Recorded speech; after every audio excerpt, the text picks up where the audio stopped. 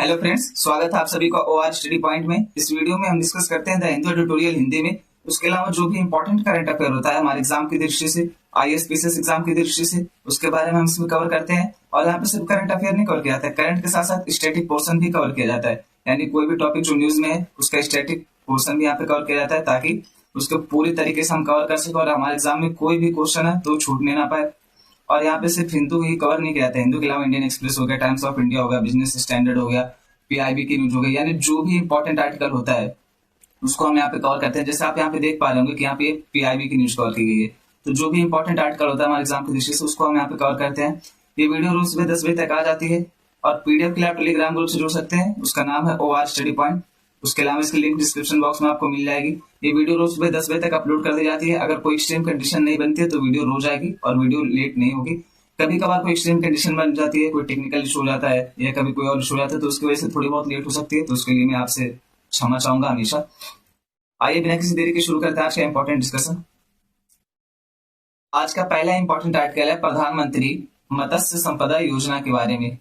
ये एक प्रकार की योजना है जो नीली अर्थव्यवस्था से जुड़ी हुई है। नीली अर्थव्यवस्था का क्या मतलब होता है? नीली अर्थव्यवस्था या ब्लू इकोनॉमी का मतलब है कि जो भी समुद्र या जल से जुड़ी हुई जितनी भी इकोनॉमिक गतिविधियां, जैसे यहाँ पे हो गया मत्स्य पालन, उसके अलावा हो गया झींगा पालन, उसके अलावा जल कृषि, उसके अलावा बंदरगाह से जो हमारी आय होती है, ये सारी चीजों को इसमें कवर किया जाता है नीली अर्थव्यवस्था के तहत। और यहाँ पे अब बताया जा रहा है कि विश्व में जो है हम लोगों ने क्या किया है, देखिए धरती को तो एक्सप्लोर कर लिया, यानी जमीन को एक्सप्लोर कर लिया, लेकिन अब समुद्र बचा है। यानी अब सारे विश्व का ध्यान कहाँ पे? समुद्रों के ऊपर है, महासागरों के ऊपर। आप देखेंगे कि यहाँ पे डीप सी माइनिंग की बात की जा रही है। डीप सी माइनिंग का क्या मतलब है? गहरे समुद्री खनन की बात की जा रही है। क्यों? क्योंकि यहाँ पे जो रेयर अर्थ मटेरियल पाए जाते हैं, वहां पे बहुत ही रेयर अर्थ मटेरियल पाए जाते हैं जो हमारे विश्व की प्रगति के लिए महत्वपूर्ण माने जा रहे हैं। तो इस वजह से इस पे भी ध्यान दिया जा रहा है। यानी अब समुद्री क्षेत्रों को एक्सप्लोर करने की, समुद्री क्षेत्रों के विस्तार करने की बात की जा रही है। समुद्री क्षेत्रों में अभी ये संभावनाएं खो जाएगा विश्व, इसलिए यह योजना चर्चा में आ गई। फिर से यहाँ पे क्या हो रहा है, इस योजना के बारे में क्या है, उसके बारे में पूरी जानकारी देखते हैं। प्रधानमंत्री मत्स्य संपदा योजना, शॉर्ट फॉर्म क्या है इसका? PMMSY। तो यहाँ पे इसको कब शुरू किया गया था और कैसे शुरू किया गया था? तो आत्मनिर्भर भारत पैकेज के रूप में इसको पेश किया गया था। एंड जैसे आप देखेंगे कि make in India programme, stand up India programme, Atmanirbhar Bharat, ये सारी चीजों के तहत इन दोनों को शुरू किया गया था। तो इसी के तहत इसको भी शुरू किया गया था, प्रधानमंत्री मत्स्य संपदा योजना का। अब यहाँ पे आप नोटिस करिए संपदा का क्या मतलब होता है, यानी हमारी संपत्ति, जो भी हमारे पास एसेट है, पूंजी है, उसी को संपदा कहा जाता है। यानी यहाँ पे ये बताया जा रहा है कि जो मत्स्य पालन है वो भी एक प्रकार का पूंजी है, वो भी एक प्रकार की संपत्ति हमारी। क्यों?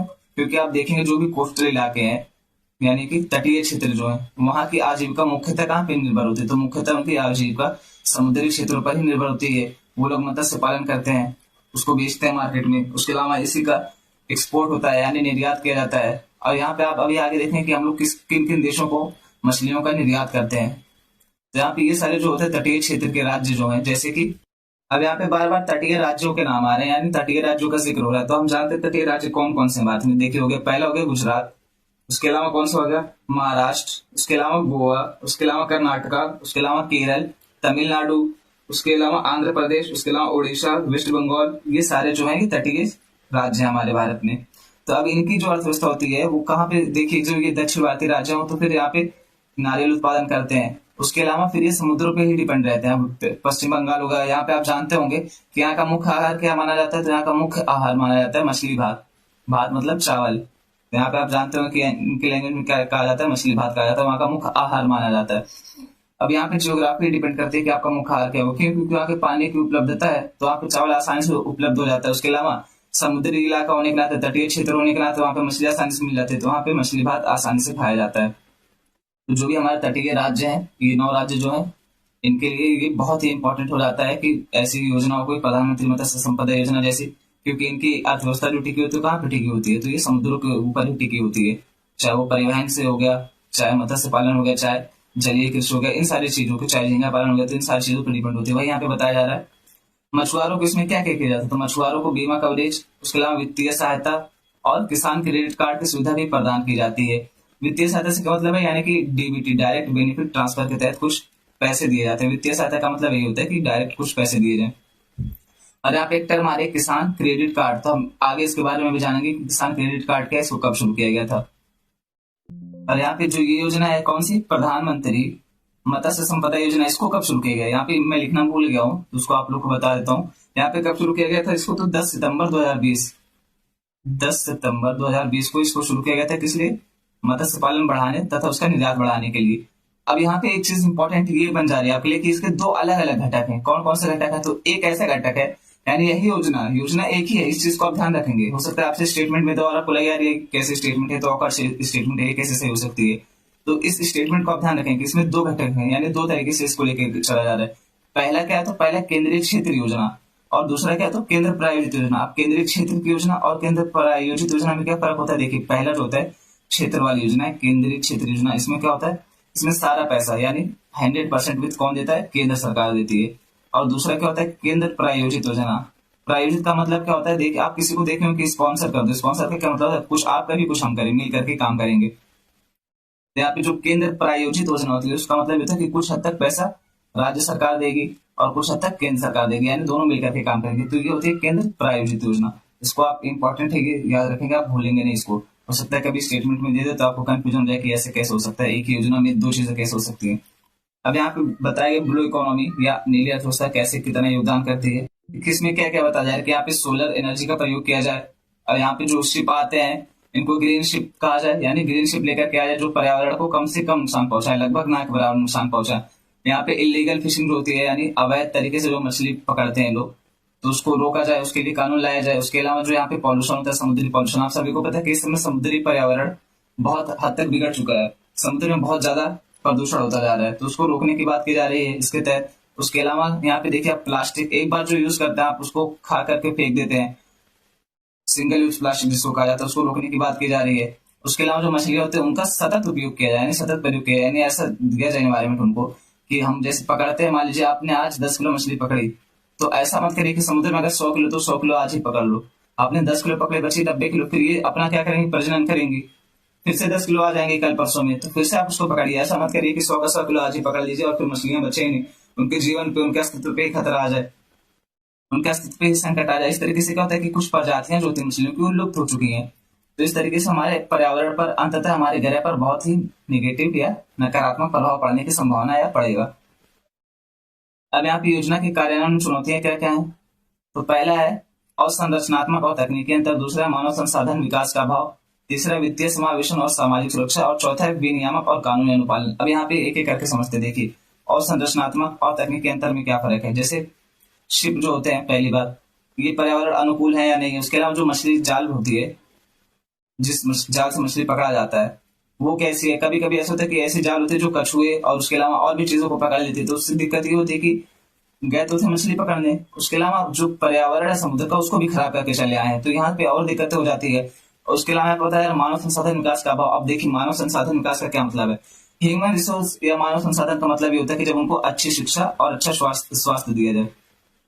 किसी भी इंसान को जब शिक्षा और स्वास्थ्य उपलब्ध करा दिया जाता है गुणवत्तापूर्ण, ऐसा नहीं कि आपको कुछ भी शिक्षा उपलब्ध करा दिया, शिक्षा के नाम पर कुछ भी आपको दे दिया जाए या स्वास्थ्य के नाम पे आपको कुछ भी दे दिया, तो आपको वहां पे ह्यूमन रिसोर्स या मानव संसाधन के अंतर्गत काउंट करेंगे। इसका मतलब ये कि जब आपको अच्छी गुणवत्तापूर्ण शिक्षा और स्वास्थ्य आपको उपलब्ध कराया जाए तब आप मानव संसाधन के रूप में विकसित हो जाते हैं, यानी तब आपको मानव संसाधन कहा जाता है। और यहाँ पे ये बताया जा रहा है कि जब आप अच्छी शिक्षा देंगे, देखिए मछली पकड़ना मैं मानता हूँ कि आप लोग को लगता हो कि इसके का काम नहीं है ऐसा वैसे, लेकिन अगर आप ही जाइए अभी तो आपके लिए दिक्कत हो जाएगी। जो कभी नहीं किए काम या जिसको नहीं पता उसके बारे में जानकारी है, कौन सा मौसम सही है कौन सा खराब। आप देखिए इतने बड़े बड़े समुद्र होते हैं, महासागर होता है, अगर वहां पे कोई मछली पकड़ने जा रहा है, कभी वहां पे तूफान आता है, कभी चक्रवात आता है, कभी सुनामी आती है, कभी भूकंप आ जाता है, तो इस तरीके की दिक्कतें होती है। तो उसके लिए इनको ट्रेन करना चाहिए। यहाँ पे ये बात की जा रही है कि उनको ट्रेन किया जाए, उनको प्रशिक्षण दिया जाए कि अगर कोई एक्सट्रीम कंडीशन बन जाती है तो उससे कैसे निपटना है और अपने शिप को कैसे लेकर के चलना है। उसके अलावा जो उसको लोग उनकी जान कैसे बचानी, तो इस तरीके की बात यहाँ पे बताई जा रही है। वित्तीय समावेशन और सामाजिक सुरक्षा का क्या मुद्दा है? यहाँ पे देखिए, वित्तीय समावेशन का मुद्दा है कि कुछ लोग अब जैसे मछली पालन कर रहे हैं तो उसका कितना उनको दाम मिल रहा है, जितनी उनकी लागत लग रही है, जितनी उनकी मेहनत लग रही है, उसका दाम उनको मिल रहा है कि नहीं मिल रहा है। इस तरीके से उनका सामाजिक स्तर पर कितना सम्मान मिल रहा है। आप देखें कि ऐसे काम करने वाले लोगों को सामान्यतः बहुत जगह, मैं ये नहीं कहता कि हर जगह होता होगा, लेकिन सामान्यतः जहाँ पे अभी प्रचलन नहीं वहाँ पे इन लोगों को जैसे गलत निगाह से देखा जाता है। गलत निगाह से मेरा मतलब है कि इनको नीचा माना जाता है कि यार ये क्या कर रहे हो, जानवरों को पकड़ के ला रहे हो, खिला रहे हो, इस तरीके से इनको नीचे माना जाता है। तो यहाँ पे ये समस्या है कि सामाजिक सुरक्षा जो उनकी है। उसके अलावा विनियामक और कानूनी अनुपालन, आप जैसा आप यहाँ पे देख पा रहे होंगे कि जो इलीगल फिशिंग होती है उसके लिए कोई एक्शन या कानूनी ढांचा नहीं है, तो उसके लिए ढांचा लाना चाहिए कानूनी। उसके अलावा जैसे हमारे मछुआरे, अब देखिए ये जो यार महासागर होता है, यहाँ पे पूरा पानी ही पानी है। यहाँ पे तो किसी को पता ही नहीं चला कि इंटरनेशनल बाउंड्री कहाँ पे है। जैसे मान लिया यहाँ पे श्रीलंका की बाउंड्री है, यहाँ पे पाकिस्तान के, हमारे मछुआरे यहाँ पे क्या है, इनको पता ही नहीं। मछली पकड़ने के चक्कर में कभी कभी ऐसा होता है कि आदमी सोचता है यार यहाँ पे नहीं मिला है, चलो थोड़ा सा आगे चल के देख लेता है, पता चले कि श्रीलंका की बाउंड्री में घुस गए। अब श्रीलंका वाले क्या करते हैं, हमारे मछुआरों को पकड़ते हैं, उनकी बोट जब्त कर लेते हैं, यानी उनकी नौका जो होती है उनको जब्त कर लेते हैं और वापस ही नहीं करते हैं। और कभी कभी ये मुद्दा तो 10-10 साल तक खिंच जाता है। आप सोच के देखिए, अगर एक घर में एक ही आदमी कमाने वाला हो और 10 साल तक वो श्रीलंका की जेल में बंद है, और उसके बाद जब उसको छोड़ा जाए तो उसको नौका भी उसकी नहीं दी जा रही है, तो आप सोच के देखिए उस घर की क्या हालत होगी, उस घर के लोग कैसे सर्वाइव करेंगे, उस घर के लोग कैसे जिंदा रहेंगे। तो ये सारी समस्याएं, इसको अंतर्राष्ट्रीय लेवल पर भी हमको देखना चाहिए, जो हमारे पड़ोसी देश उनके साथ भी इसके लिए समझौता करना चाहिए, और फिर इनकी समाज सुरक्षा के लिए। और इलीगल फिशिंग जैसे मुद्दे हो गए, यानी अवैध मछली पकड़ना जो हो गया, इन सारी चीजों के लिए हमें विनियामक लाना चाहिए और कानून ढांचे की आवश्यकता है, ये बताया जा रहा है यहाँ पे। अब यहाँ पे हमारी उपलब्धियां क्या है, नीली अर्थव्यवस्था या मछली पालन के क्षेत्र में हमारी उपलब्धियां क्या है। तो मत्स्य पालन क्षेत्र में 2019-20, 2021-22 तक कितना वृद्धि हुई है, तो 14.3% की प्रभावशाली वृद्धि देखी गई है। यानी यहाँ पे आप देख सकते हैं कि 2 ही साल में कितना हो गई है, 2019 से 2021-22 में कितना हो गई, 14.3% की वृद्धि हो गई है। मछली उत्पादन 2019-20 के दौरान कितना था, 141.64 लाख टन के आसपास था। उसके अलावा 2021-22 में कितना हो गया, तो 161.87 लाख टन तक पहुंच गया है। यहाँ पे आप देखिए, जब भी दशमलव के बाद कोई अंक आता है ना, तो उसको ऐसे 7 से नहीं पढ़ा जाता, 8 साथ ही पढ़ा जाता है। तो यहाँ पे आप देख पा रहे हो 2019-20 में कितना था, 141.64 लाख टन था, और ये कितना पहुंच गया 2021-22 में, तो 161.87 लाख टन पहुंच गया है। मत्स्य पालन क्षेत्र में 57,587 करोड़ रुपए मूल्य के 13.64 लाख टन का सर्वकालिक उच्च निर्यात देखा गया। सर्वकालिक का क्या मतलब होता है, यहाँ पे इसका मतलब ये होता है कि अभी तक का, यानी वर्तमान तक का सबसे अधिक निर्यात देखा गया है। इतने का, तो 13.64 लाख टन निर्यात किया हम लोगों ने। इसकी कीमत कितनी थी, तो 57,587 करोड़। अब यहाँ पे ये सारे इंपॉर्टेंट पॉइंट है, ये डेटा है, ये फैक्ट्स हैं, आपको इसको अपने आंसर राइटिंग में नोट करना चाहिए। आप कभी भी आंसर राइटिंग करते हैं तो इस तरीके की चीजें आप वहां पे डिनोट करिए, आप वहां पे इन सारी चीजों को डालिए। इससे क्या होता है, इससे होता है कि एग्जामिनर के ऊपर नेक्स्ट लेवल का प्रभाव पड़ता है कि हाँ आप जानकार हैं, आपको फैक्ट भी पता है, कॉन्सेप्ट भी पता है, तो उससे आपका आधा 1 नंबर बढ़ जाता है। और इसका क्या मतलब होता है, इसका मतलब होता है सीधे सीधे आपका 10 रैंक। आप देखेंगे जो शुरुआत के 10 रैंक होता है ना, उनमें 1 से 2 नंबर का ही फर्क होता है, बहुत ज्यादा फर्क नहीं होता है। तो यहाँ पे आप देख पा रहे होंगे कि अगर आप इस तरह के फैक्ट का यूज करेंगे, आधा 1 नंबर आपका बढ़ेगा, यानी सीधा सीधा 10 रैंक में आपकी सुधार हो जाएगी। उसके अलावा क्या बताया जा रहा है कि इसमें क्या क्या देखा गया, जिसमें झींगा का निर्यात का वर्चस्व रहा। इसमें यानी सर्वाधिक किसका निर्यात किया गया था, 13.64 लाख टन का जब निर्यात हो, तो उसमें झींगे का निर्यात सर्वाधिक किया गया। अब हम लोग किसको किसको बेचते हैं, तो चीन हो गया, थाईलैंड हो गया, जापान, ताइवान, ट्यूनीशिया, संयुक्त राज्य अमेरिका, हांगकांग, कुवैत आदि सहित 123 देशों को निर्यात हो रहा है। अब यहाँ पे देखिए 123 देशों को हम लोग निर्यात कर रहे हैं चीजें, जिसमें मुख्य रूप से कौन कौन से, तो चीन हो गया, यूएसए हो गया, उसके अलावा ताइवान है, जापान है, थाईलैंड है, हांगकांग है, यानी हम बहुत सारे देशों को मछली और यहाँ पे झींगा निर्यात करते हैं। अब यहाँ पे भारत का मत्स्य पालन क्षेत्र क्या है, तो कुल सकल घरेलू उत्पाद यानी जीडीपी में मत्स्य पालन क्षेत्र की हिस्सेदारी कितना है, तो 1950 से 51 में कितनी थी, 0.4% थी। यानी 1950-51 में कितना मत्स्य पालन हो रहा था भारत में, इसके जो जीडीपी में कितना योगदान दे रहा था, तो 0.40%। लेकिन अब कितना दे रहा है वर्तमान में, तो 1.07% योगदान दे रहा है। यानी यहाँ पे आप देख पा रहे लगभग दुगने के आसपास हो गया है, दुगने से भी ज्यादा हो गया। इस क्षेत्र ने देश को सकल मूल्य वर्धित जीवीए, सकल मूल्य वर्धित क्या होता है यहाँ पे, जीवीए सकल मूल्य वर्धित का मतलब होता है जब कोई आप विशेष पर्टिकुलर यानी विशेष उद्योग हो गया, कोई विशेष क्षेत्र हो गया, जैसे यहाँ पे किस क्षेत्र की बात की जाए तो मत्स्य की बात की जा रही है। इसके अलावा जब जीवीए देखेंगे तो किसमें देखेंगे, उसमें देखेंगे कृषि क्षेत्र में, यानी जब कोई पर्टिकुलर होता है, कोई विशेष रूप से किसी एक के बारे में बात की जाती है, किसी एक क्षेत्र हो गया, कोई एक उद्योग हो गया, इस तरीके से जब किसी एक के बारे में बात की जाती है तो वहां पे जीवीए नापा जाता है, तो उसको सकल मूल्य वर्धित कहा जाता है, यहाँ पे जीवीए में काउंट किया जाता है। तो ये बताया जा रहा है जीवीए में लगभग 1.24% और कृषि जीवी में 7.28% से अधिक का योगदान दिया है। 2019-20 के दौरान मत्स्य पालन क्षेत्र से निर्यात आय कितना हुई है, तो 46,662.85 करोड़ रुपए रही है। यानी 2019-20 में हम लोगों ने कितने का मत्स्य सिर्फ निर्यात किया है, तो 46,662.85 करोड़ रुपए। मत्स्य पालन क्षेत्र को सनराइज सेक्टर के रूप में मान्यता दी गई। अब सनराइज सेक्टर का क्या मतलब होता है, देखिए ऐसे उद्योग जो वर्तमान में उभरती हुई अर्थव्यवस्था है, यानी जो उभरता हुआ उद्योग होता है, जो उभरता हुआ क्षेत्र होता है, उसको सनराइज कहते हैं या फ्यूचर का उद्योग कहते हैं। तो यहाँ पे यही बताया जा रहा है कि जो मत्स्य पालन उद्योग है उसको किस कैटेगरी में रखा गया, तो सनराइज उद्योग की कैटेगरी में रखा गया। यानी अभी इसका उदय हो रहा है, अब यहाँ पे और अच्छी लेवल पे काम करेगा और अच्छी लेवल पर योगदान देगा। 2014-15 के बाद से इसने 10.87% की उत्कृष्ट दोहरे अंकों की औसत वार्षिक वृद्धि का प्रदर्शन किया है। यानी 2014-15 के बाद से 10.87% की वृद्धि देखी गई। यहाँ पे आप ये देख सकते हैं कि लगातार हम लोग इसमें वृद्धि कर रहे हैं। यहाँ पे इंपॉर्टेंट पॉइंट ये है कि लगातार हम लोग इसमें वृद्धि कर रहे हैं और इसमें अच्छे लेवल पे काम कर रहे हैं। और यहाँ पे प्रधानमंत्री मत्स्य संपदा योजना जैसी योजनाएं ला करके इसमें भारत सरकार भी सहयोग कर रही है।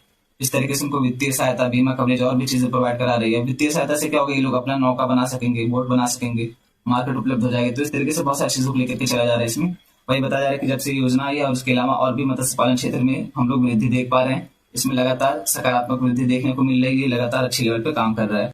अब हम यहाँ पे देख लेते हैं किसान क्रेडिट कार्ड के बारे में। इसकी शुरुआत कब की गई थी, तो 1998 में इसको लागू किया गया था। यानी कि आज का नहीं है, बहुत पुराना है। देख रहे हैं ना आप, 1998 में। ऐसा नहीं कि इसको 2018 में शुरू किया गया था या 2022 में शुरू किया गया, 1998 की शुरुआत है इसकी। यानी हमारी भारत सरकार इसके लिए पहले से ही चिंतित थी। तो यहाँ पे आप देख पाए इसकी शुरुआत कभी 1998 में इसकी शुरुआत की गई है। ये किसको कवर करता है, तो खेती, कृषि आदानों की खरीद और अन्य जरूरतों के लिए ऋण प्रदान करता है।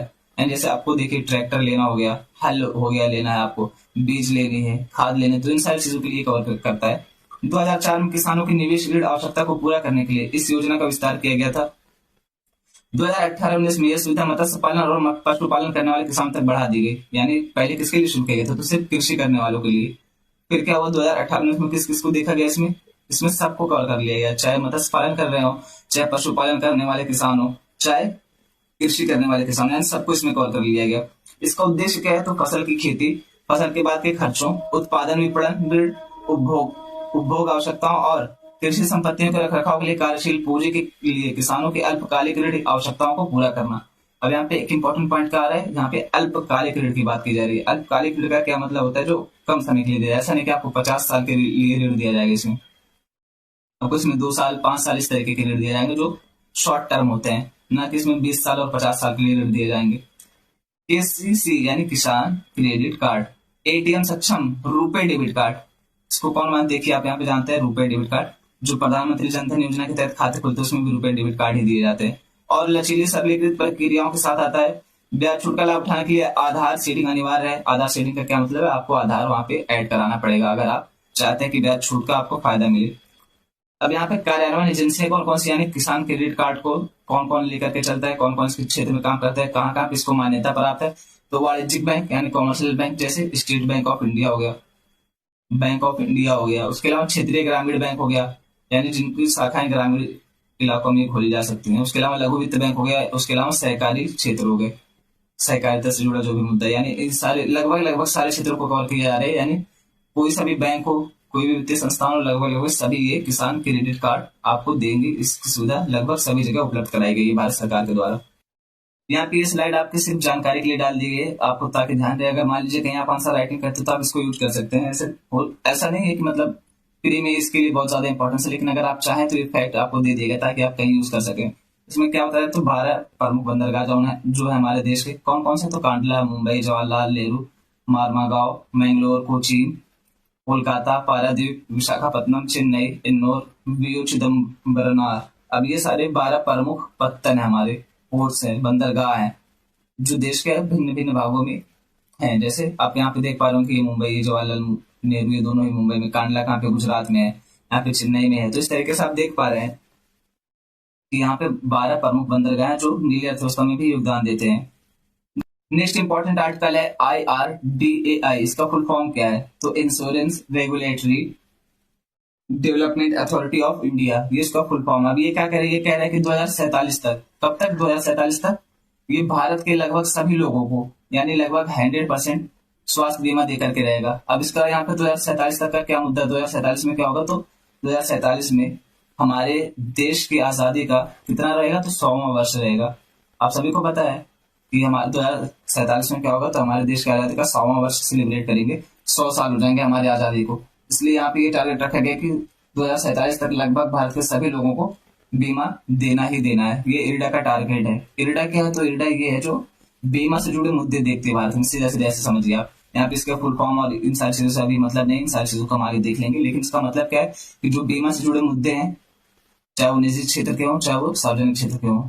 अभी तक क्या आता था बीमा के नाम पे? बीमा के नाम पे आता था LIC, जीवन के साथ भी जीवन के बाद भी। हालांकि अब इसको ओपन कर दिया गया है। अब यहाँ पे निजी क्षेत्र के लोग भी आ रहे हैं इसमें। LIC उसके अलावा भी बहुत सारे प्लेयर इसमें अब काम कर रहे हैं। पहले सिर्फ LIC आता था दिमाग में, जब भी कोई बीमा की बात करता था, इंश्योरेंस की बात करता था, तो क्या आता था? सिर्फ और सिर्फ LIC, जीवन के साथ भी जीवन के बाद भी। अब हालांकि इसमें बहुत सारे क्षेत्र के लोग घुस गए हैं, बहुत सारे प्राइवेट प्लेयर भी आ गए। आप यहाँ पे एक चीज नोटिस करिए, जो विदेश है ना, विदेशों में जैसे यूएसए हो गया, यूरोप के देश हो गए, स्विट्जरलैंड हो गए, ये सारे देशों में क्या होता है, यहाँ पे बीमा लगभग हर किसी के पास है। यानी लगभग लगभग 100% कवरेज है बीमे की। यहाँ पे आप चाहे स्वास्थ्य बीमा हो, चाहे आपके कार की बीमा हो, चाहे आपके मकान की बीमा हो, इस तरीके से कई प्रकार की बीमा होता है, आप सभी को पता है। जैसे मकान का है, उसके अलावा आपकी गाड़ी का हो गया, उसके अलावा आपके स्वास्थ्य का हो गया, उसके अलावा और भी कोई चीज हो गई, तो इस तरीके से आपकी संपत्ति की हो गई। तो इस तरीके से कई प्रकार का बीमा होता है। और जो विकसित देश है वहां पे लगभग सभी को कवर किया जाता है बीमा के अंतर्गत। यानी लगभग सभी के पास बीमा अवेलेबल है, लगभग सभी के बीमा कराया जाता है, वहां पे अनिवार्य है। जबकि हमारे भारत में अभी तक ऐसा नहीं है। अब कुछ लोग इसको इग्नोर करते हैं कि बीमा क्या कराए फालतू में, ये है वो है, लेकिन फ्रॉड हो जाते हैं, ऐसे होता है वैसे। हाँ देखिए, कुछ मुद्दे ऐसे जरूर आए कि जिसमें फ्रॉड हुए, लेकिन सारे तो ऐसे नहीं होते ना। जैसे LIC है तो एक विश्वसनीय कंपनी है, आप वहां से ले सकते हैं। और देखिए बीमा यार कोई बहुत बड़ा मुद्दा नहीं, आपको ले लेना चाहिए, बहुत ही फायदेमंद होता है। जैसा भी मेरी जानकारी में एक मोहल्ले में डेथ हुई थी, तो उनके हस्बैंड जो थे, आदमी की डेथ हुई थी, तो उसकी वाइफ जो थी वो रह गई, और उनकी एक बच्ची और 2 बेटे रह गए। और अभी सबके सब छोटे हैं, तीनों ही छोटे हैं। अब यहाँ पे हुआ क्या, तो बाद में पता चला कि जो आदमी की डेथ हुई थी, उन्होंने कई जगह बीमा करा रखा था। उनको लगभग 25 से 30 लाख रुपए सिर्फ बीमा के मिल गए हैं। आप सोच के देखिए, 25 से 30 लाख मिल गए। आप चाहे तो ये आराम से अपने बच्चों को पढ़ा लिखा सकती हैं, आगे के 5-7 साल 10 साल तक संभाल सकते हैं, जब तक कि बच्चे अपने पैर पे खड़े नहीं हो जाते। अब आप सोच के देखिए, अगर यही बीमा नहीं ली होती तो क्या होता? तो फिर इनके तीनों बच्चे और इनकी वाइफ सड़क पे आ जाते। ये कैसे मैनेज करते, क्या करते, कहाँ रहते? फिर इनकी वाइफ को पता नहीं किस हालत में रहना पड़ता, कहाँ पे जाके काम करना पड़ता, क्या करना पड़ता, वो तो भगवान ही बेहतर जाने। तो इस तरीके के मुद्दे आते हैं। लेकिन अब यहाँ पे इनको 25 से 30 लाख का बीमा मिल गया है। तो अब यहाँ पे देखिए, आप ये चाहें तो अपने बच्चों को आराम से पाल पोस करके बड़ा कर सकते हैं, इस लेवल पे कर सकते हैं कि उनके बच्चे आराम से अपना पैरों पे खड़े हो जाएं। तो इसलिए बीमा करा लेना चाहिए, उसे कोई बहुत बड़ा इशू नहीं है। हाँ, इसमें कुछ कंपनियां प्राउड थी, तो आप उसके बारे में थोड़ा पता कर लीजिए और कोशिश करिए जो सार्वजनिक कंपनियां उन्हीं से करें, क्योंकि उस पर थोड़ा ज्यादा ट्रस्ट होता है।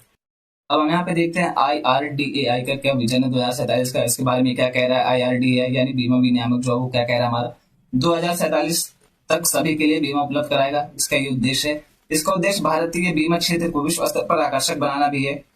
इसके 3 स्तंभ कौन कौन से हैं? तो इसके पहला स्तंभ है बीमा ग्राहक यानी पॉलिसी धारक, बीमा प्रदाता यानी बीमा करता, और बीमा वितरक यानी मध्यस्थ। आप यहाँ पे अपनी भाषा में इसको कहेंगे वो दलाल। जैसे आपके घर पे देखेंगे आप, बहुत सारे लोग आते हैं, सर ये बीमा ले लीजिए, सर वो बीमा ले लीजिए, कॉल आता है। सबसे ज्यादा काम इन्हीं का मुश्किल होता है। क्यों? क्योंकि बेचारे पहले आपको मंगाएंगे, देखिए पहले कंपनी से लेकर के तो आएंगे, ये सारी स्कीम है सर, ऐसे है वैसे, 2 घंटा सुनाएंगे, फिर आपको बताएंगे इसके ये फायदे हैं, इसके ये नुकसान है, इसका ऐसे कर लीजिए, वैसे कर लीजिए, सर प्लीज सर कर लीजिए, इस तरीके से बातें करते हैं। तो उनके लिए बहुत सारी समस्या होती है। उसके बाद भी कोई गारंटी नहीं कि आप बीमा लेंगे ही लेंगे, या लेंगे तो इन्हीं से लेंगे। तो इस तरीके की सबसे ज्यादा दिक्कत इन्हीं को होती है। यहाँ पे बीमा प्रदाता कौन होता है? जैसे LIC हो गया बीमा प्रदाता, यानी जो भी कंपनी आपको बीमा प्रोवाइड करा वो बीमा प्रदाता है। उसके अलावा पॉलिसी धारक, बीमा ग्राहक जैसे कि आप और हम हो गए। यहाँ पे इंपॉर्टेंस किसको दी जा रही है, यानी इस पे फोकस बिंदु क्या है, इनका ध्यान कहाँ पे दिया जा रहा है? तो सभी ग्राहकों को सही उत्पाद उपलब्ध कराना। उसके अलावा एक मजबूत शिकायत निवारण तंत्र बनाना। शिकायत निवारण तंत्र इंपॉर्टेंट क्यों, आप सभी को पता है। कई बार ऐसा होता है कि आप बीमा कंपनियों में जाएंगे कि हमने बीमा लिया था, अब हमें दिक्कत हो रही है, फला का एक्सीडेंट हो गया, ये एडमिट है, अब आप इसका पेमेंट करिए। तो यहाँ पे कंपनियां क्या कहते हैं, आप पहले इलाज करा लीजिए फिर हम आपको पेमेंट कर देंगे। यानी आप पहले इलाज करा लीजिए, बिल ला करके दिखाई कितना लगा, हम आपको पेमेंट करेंगे। यार आप खुद सोच के देखिए, मतलब वो आदमी मर रहा है, अगर हमारे पास इतना ही पैसा होता, हम इतने ही अमीर होते, तो आपके पास क्यों आते बीमा कराने? तो अगर हम आपके पास आ रहे हैं, आप उसका इलाज करवाइए, बिल आप भरिए, आप देखिए बिल से हमारा क्या लेने देना। लेकिन यहाँ पे क्या करते हैं बीमा कंपनियां, चालाकी करते हैं कि आप बिल लाइए, ये करिए वो करिए। उनको पता है जब 10 बार ग्राहक को परेशान करेंगे, कोई ना कोई गलती करेगा, गुस्से में आएगा, इस तरीके से नुकसान करेगा अपना। तो आप इसलिए यहाँ पे शिकायत निवारण तंत्र अपने आप ही यहाँ पे जरूरी हो जाता है। बीमा क्षेत्र में व्यापार करने में आसानी की सुविधा प्रदान करना, यह सुनिश्चित करना कि नियामक वास्तुकला बाजार की गतिशील के अनुरूप है। अब यहाँ पे बाजार गतिशीलता क्या है? बाजार गतिशीलता का मतलब कि जैसे मार्केट चले उसी के हिसाब से। मान लीजिए यहाँ पे आपको एक इंजेक्शन का 100 रुपए लग रहा है। अब बीमा वाले क्या कह रहे हैं, हम यहाँ पे एक इंजेक्शन का सिर्फ 10 रुपए देंगे, तो फिर ये फायदा क्यों हमारे बीमा कराने का, वो तो हम भी दे सकते हैं। यानी यहाँ पे बाजार को देख करके चलना है, बाजार को ध्यान में रख करके चलना है, नव परिवर्तन या इनोवेशन को बढ़ावा देना। यहाँ पे कुछ ऐसी स्कीम लाई जाए जो और भी अच्छी हो, ग्राहकों के लिए भी अच्छी हो और बीमा जो देते हैं उनके लिए भी अच्छी हो, मध्यस्थों के लिए भी अच्छी हो। नेक्स्ट इंपॉर्टेंट पॉइंट क्या, प्रौद्योगिकी को मुख्य धारा में लाते हुए और सिद्धांत आधारित नियामक व्यवस्था की ओर बढ़ते हुए प्रतिस्पर्धा और वितरण क्षमताएं। आप यहाँ पे एक चीज नोटिस करेंगे कि जो हमारी भारत सरकार, वर्तमान सरकार, वो क्या कहती है कि डिजिटली सारे काम किए जाए। ऐसा क्यों किया जा रहा है, ऐसे इसलिए किया जा रहा है कि जब डिजिटल कोई काम होता है तो वहां पे फ्रॉड होने की संभावना कम होती है। देखिए ऐसा नहीं है कि फ्रॉड नहीं होता होगा, अभी भी हो रहा है, सारे काम डिजिटल हो रहे, तो क्या अभी दिक्कतें नहीं हो रही हैं, अभी घुस नहीं चल रहा, अभी रिश्वत नहीं चल रही, लेकिन ये होता है कि संभावना थोड़ी कम हो जाती है। वहाँ पे थोड़ी संभावना कम होने से क्या होता है, बहुत सारे मुद्दे हल हो जाते हैं। और फिर यहाँ पे एक इंपॉर्टेंट पॉइंट ये हो जाता है कि इसके रिकॉर्ड रखना आसान हो जाता है। जैसे जब आप डिजिटली काम नहीं करेंगे तो क्या होगा, आपको एक दस्तावेज बनाना पड़ेगा, उसको कहीं ना कहीं स्टोर करना पड़ेगा। कभी कभी क्या होता है, चूहे काट दिए, कभी आग लगी, कभी और कोई मुद्दा हो गया। लेकिन जब यहाँ पे ये होता है कि डिजिटली हम काम करते हैं, तो एक तो हमारे कंप्यूटर या हमारे सिस्टम में डेटा रहेगा, फिर एक केंद्रीय सिस्टम में डेटा रहेगा, तो दोनों में एक साथ आग लग जाए तो पॉसिबल नहीं है। उसके अलावा उसको क्लाउड पे अपलोड कर सकते हैं। तो इस तरीके के डिजिटली जो होता है वो ज्यादा सेफ माना जाता है। अब यहाँ पे बीमा ट्रिनिटी की बात की जा रही है, ये IRDAI द्वारा ही लेकर के चला जा रहा है। बीमा सुगम, ये पहला इसका इंपॉर्टेंट पॉइंट है। दूसरा बीमा विस्तार, तीसरा बीमा वाहक। अब बीमा सुगम क्या है, एक एकीकृत मंच है जो बीमा करताओं और वितरकों को जोड़ता है। यानी क्या है, एक प्रकार का प्लेटफॉर्म है जहाँ पे कौन कौन रहेंगे, तो जो जिसको बीमा चाहिए और जो बीमा देगा, ये दोनों लोग को ही जोड़ेगा। बीमा सुगम क्या है, एक प्रकार का प्लेटफॉर्म है। ये पॉलिसी खरीद, सेवा, अनुरोध और दावों के निपटान को सरल बनाता है। यानी यहाँ से आप क्या कर सकते हैं, तो आप पॉलिसी ले सकते हैं। उसके अलावा जो सेवा अनुरोध है, आप चाहें तो उसको बुलाए, आप देखें उसके बारे में क्या है क्या नहीं, पूरी जानकारी ले सकते हैं यहाँ से।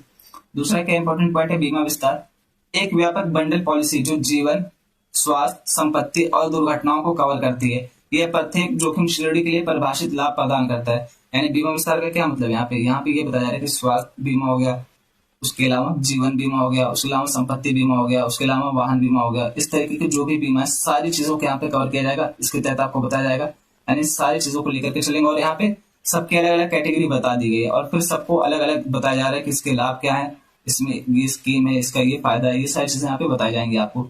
बीमा वाहक ये कौन होते हैं, ग्राम सभा स्तर पर काम करने वाली एक महिला केंद्रित कार्यबल है। यानी किस लेवल पर काम करेगी, तो ग्राउंड लेवल पर काम करेगी, ग्राम सभा के स्तर पर, सबसे निचले स्तर पर ये काम करेंगे। और कौन लोग होंगे इसमें, तो यहाँ पे आप देख सकते हैं महिला केंद्रित, यानी इसमें महिलाओं को शामिल किया जाएगा।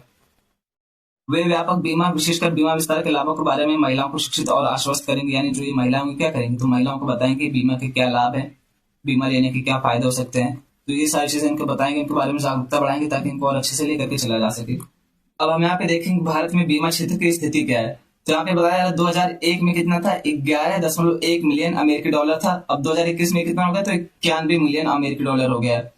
कुल वैश्विक बीमा प्रीमियम वास्तविक रूप से 3.4% बढ़ गया, जिसमें जीवन बीमा के अतिरिक्त बीमा क्षेत्र में कितना वृद्धि हुई है, तो 2.6%। यानी यहाँ पे जो स्वास्थ्य बीमा था उसके अलावा, यानी जीवन बीमा का जो क्षेत्र है उसके अलावा बाकी क्षेत्र जो है, जैसे स्वास्थ्य का हो गया, परिवहन का हो गया, उसके अलावा आपकी संपत्ति का बीमा हो गया, इन सब में कितने में, तो 2.6% की वृद्धि हुई है।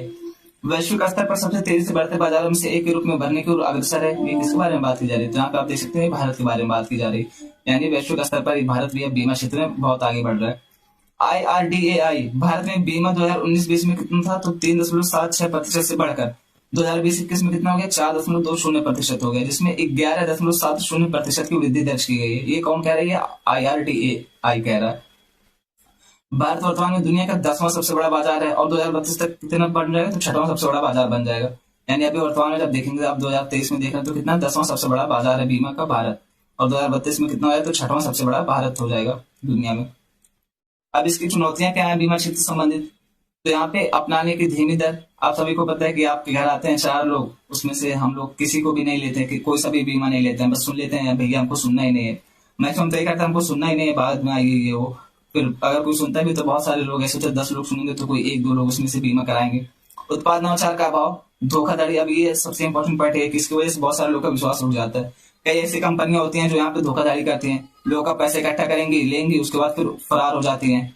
तो यहाँ पे इसकी वजह से लोगों का विश्वास कम हो जाता है इस पे। फिर अगर कोई जेन्युइन पर्सन भी आता है, कोई सच में भी आता है, तो हमें लगता है ये भी धोखाधड़ी करेंगे, ऐसे है वैसे, ट्रस्ट नहीं हो पाता है, फिर हम लोग बीमा नहीं लेते हैं। प्रतिभा प्रबंधन, उसके बाद दावा प्रबंधन और डिजिटलीकरण की धीमी दर। यानी यहाँ पे डिजिटलीकरण को उतना तेजी से लेकर के नहीं चला जा रहा है जितना अन्य क्षेत्रों में लेकर के चला जा रहा है। डिजिटलीकरण का क्या मतलब है, चीजें ऑनलाइन हो और उसका ऑनलाइन रिकॉर्ड रखा जाए। और यहाँ पे दावा प्रबंधन, जैसे मैंने आपको पहले बताया कि आप जब कहेंगे कि हमें इलाज के लिए पैसे चाहिए तो कंपनियां क्या कहती है, पहले आप इलाज करा लीजिए, आप बिल ला के दीजिए, तब हम उसको करेंगे पेमेंट। तो यहाँ पे ये दिक्कत है, फिर हमें फायदा क्या बीमा लेने का, अगर हमें जरूरत अभी है, आप भी हमें पैसा दे रहे हैं 2 महीने 4 महीने बाद, तो हमारा फायदा क्या हो बीमा कराने का।